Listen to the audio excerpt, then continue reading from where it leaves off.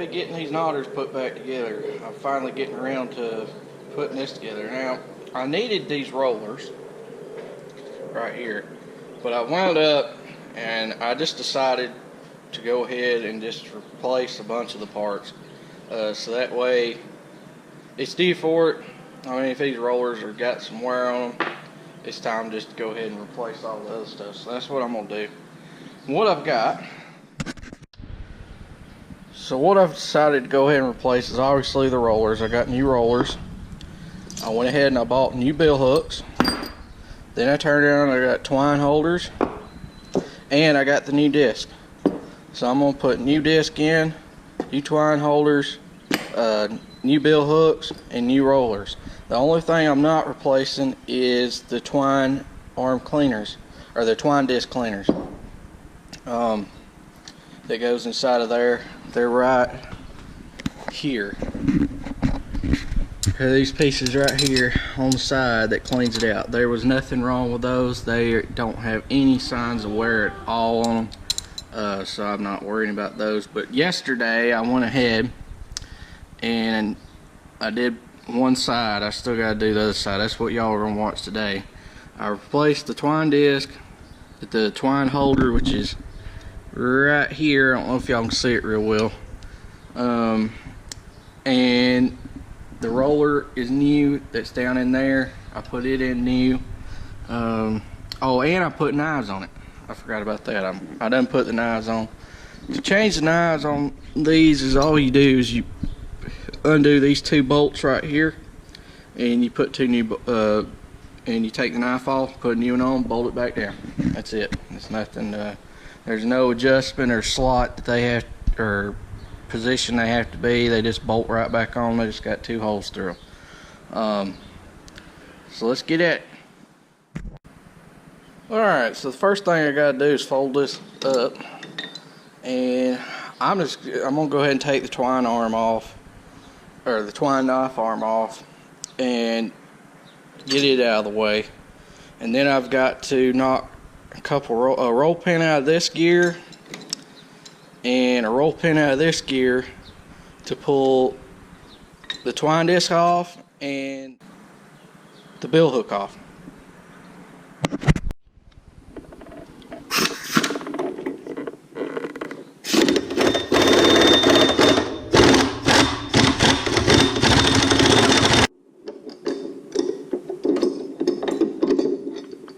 There you go. And the next thing to do is to find the roll pin on this bill hook. I believe you're ready. Okay, I don't know if you can see it or not, but you see that little round silver tab right in between those two teeth. When I move my finger, you can see that little silver piece. That is a roll pin. So I've got to take a punch and drive that roll pin out, and that's what holds this bill hook in place in that gear. So what I'm going to do is I'm just going to lay it all the way over like that. I don't know if y'all can still see it, but from right there I can drive the roll pin straight out that side. So let me set y'all up for that.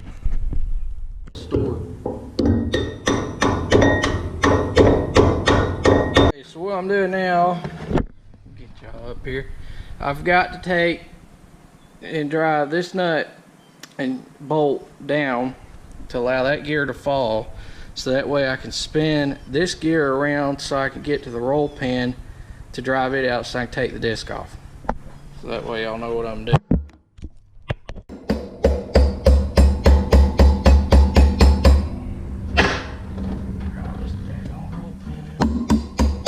Try not to lose it.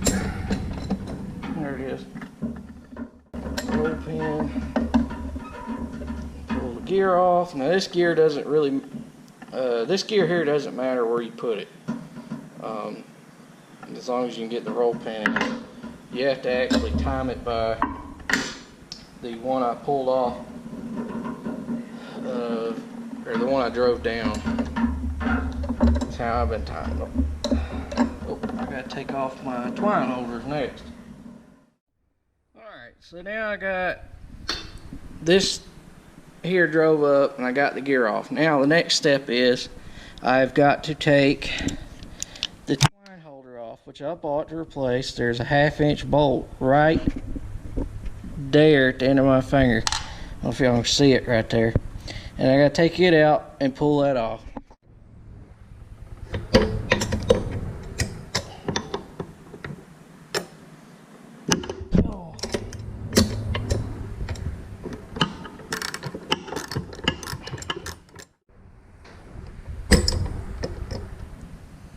Alright, if y'all just seen that thing jump, it's because there's a spring right here on the back side of it that holds it, pressure on it. If you don't know, there goes my twine cleaners. Here's my disc coming on. Clean this crap out of here. There you go. Now, we've got one empty knotter. Now we gotta start rebuilding.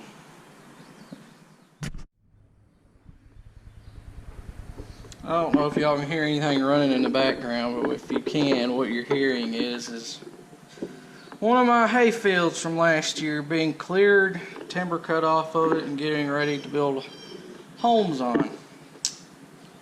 It was a field that we had had for 16 years, maybe longer. We've been cutting hay off of it that long, and putting houses on it. We're gonna fill her up, and it's right across the road nearly from the house. So it's not the one I square built the other day. If y'all want to know, it's a different one. But it's directly across the road from our church, which is right below the house. And we're going to fill her full of about 70 homes. It's going to be the second phase of already a 90 home neighborhood. Joy. More traffic. That's what I wanted to see. But whatever. I mean, I ain't one to tell somebody that they can't sell their land or do what they want either. Hate to see it come, but I mean, that's whoever owns its decision. I don't believe no man should be able to tell another man what he can and cannot do with his property. I feel like that is up to you. That's why you pay for it. Otherwise, you're just renting it. You can't do what you want to, and the government tells you what you can and cannot do. That's my feeling on that. I just slid this disc back up. These just slide back over that roll pin that's right there as you slide the disc in place. And then once you get it up through there, you just put the gear back on and roll pin back in. When I get ready to time the disc, I will adjust it through this screw right here and just rotate this screw here. But now we've got to put the twine holders on. Alright, so what I've got to do now is I have to stick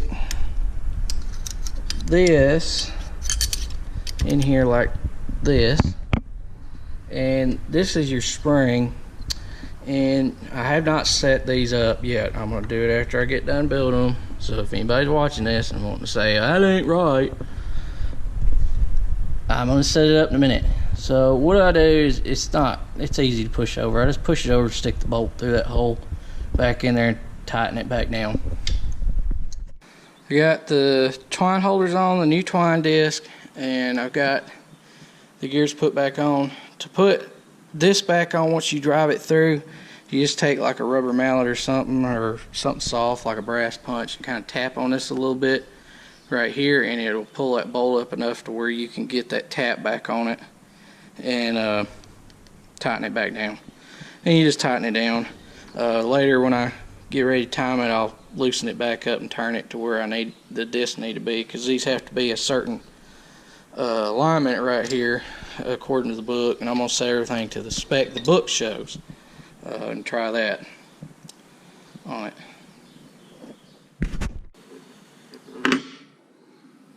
My son was out here with me yesterday working on this thing when I was doing the other knotter, and he was trying everything he could to help Daddy, which is nice. One thing for sure I'm gonna do with him that I want to make sure he knows how to is work on stuff, because I get tired of being the only one around here that works on anything. After a while, working on stuff gets old. And if you're wondering, I am the only one around here that works on anything and does any mechanical stuff. My dad and grandpa do not have a mechanical bone in them. Neither one of them. So I have to do it all. If anything goes wrong or anything needs to be done, my name's hollered. And there I go, working away. So he will, before he runs anything, well, I'm going to teach him how to run stuff as he goes. But he will know how to work on stuff, or he's not going to be running equipment. I can tell you that right now. That's going to be the rule that I'm going to have set in stone around here. If you can't work on it, you ain't running it. That's just kind of the way I feel about it. Because I've gotten so tired of doing all the maintenance and work and everything since I came back down here myself, and it just gets, it's overwhelming. And having to deal with everything. My dad helps me some, but he's not the most mechanically inclined, and my grandpa cannot work on anything. Alright, here we go. I got the knife arm back on. It's cleared, catching the bill hook just like it should. A little bit of resistance there, working good. The end of the bill hooks is not hitting anymore on either one of them. Got the new twine disc in, the new twine holders in as well. New knives and the new rollers right in here are in. So the only thing really I did not, that's maintenance wise, that you should replace every so often is the clean outs and the actual knife arms. But both of those seem fine and nothing wrong with them from the way they look. But we'll try it and see what she does. If has any more issues, I may just replace the knife arms. But after I go through the book and set it to all the specs that this thing's supposed to be set at, with the new bill hooks and the twine disc and everything, it should bail perfectly fine. Which, this is a good case of last year, the entire year, which this baler's never really given up any knot or trouble with tying. I've done some work to this tying system and done different things that I've seen it needed, but as far as actually tying, it's never had a problem. We've even had this thing tie fine when it was out of time and we didn't know it, as far as the knotters go. And I put it back in last spring, I think it was when I did all that and fixed that rod and everything in the back. It did not have one mistie the entire season last year. Not one. Not from the time I pulled it out of the shop last spring after I did that work I did to it and run hay through it. It never missed a tie from that point all the way through the entire season, which is very good. So I didn't touch it really this past off season. I left it alone. I didn't think there was anything wrong. It tied perfect. Never had an issue with it. I did notice that the knots on the string were not cutting quite even, and I thought, well, I'll probably have to put some knives in it here pretty soon, because they had never had none. It was still running on the original twine knives, and I left it alone. I kind of looked at it. I made sure the bill hook and the knife arm was making contact right and all that. But as far as actually doing anything major diagnostics or really checking everything real hard, I didn't worry about it because it did perfect last year. And then, well, you know, you get it out, you bale. We baled 2 fields, didn't have any tying problems at all, gotten the last one, and then it started having issues with tying. So it was dropping strains and wasn't making good knots. So that's why I'm doing all this, is because I like to fix stuff and get it fixed right and not have no more issues if it ever does give me trouble. So that's why I went ahead and did all this, because it did have wear on the twine disc, and the twine holders had a good bit of wear. The bill hooks also had a good bit of wear. So that was why I went ahead and replaced those along with when I was doing the rollers, is because I was going to have them apart anyway. So I might as well just go ahead and replace it and be done with it, and then be good to go again for a long time. I have no clue how much hay's been put through this machine. We've put thousands of bales through this machine. And we bought it used, and I don't know how much hay was run through it before we got it, so it's done a good job. All right, I got it back together and I tried it, and there's the knot. Both sides look the same way.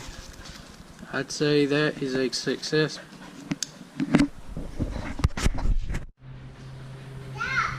But thanks for watching. Please comment, rate, subscribe. Won't really know what it's going to do for sure until we get it out in the field and start pumping a good bit of hay through it. So, but it did make a knot, and they do look good, so we'll see what it'll do. Now all I got to do is get rid of that. I don't know if y'all can see that or not, just how black it is. See y'all later.